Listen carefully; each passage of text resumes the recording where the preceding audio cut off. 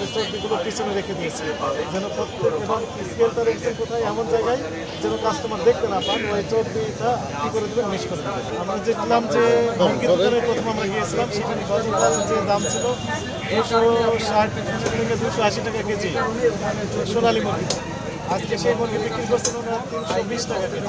অর্থাৎ প্রতি কেজিতে আমরা দেখলাম 40-50 বা 60 টাকা করে দাম বাড়িয়ে দিয়েছে।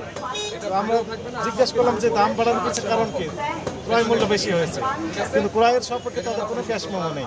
অর্থাৎ ইন্টেনশনালি এই ঈদকে কেন্দ্র করে মূলত তারা দামগুলো বাড়িয়ে দিয়েছে, সম্পর্কে কোনো কাগজপত্র তারা দেখাতে পারছে না। এই অপরাধে আমরা 3টি প্রতিষ্ঠানকে ওখানে জরিমানা করা করেছে আর আমাদের অভিযান অব্যাহত রয়েছে। এখানেও দেখলাম যে চর্বিগুলো পিছনে রেখে দিয়েছে যেন প্রত্যেক এবং স্কেলটা রেখেছেন কোথায় এমন জায়গায় যেন কাস্টমার দেখতে না পান, ওই চর্বিটা কী করে দেবেন মিক্স করে দেবেন।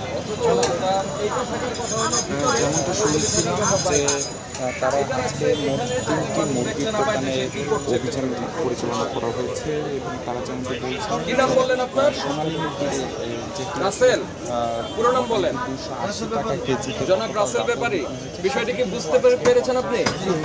আশা করি এটা আর কখনো ঘটবে না। বিক্রি করা হচ্ছিল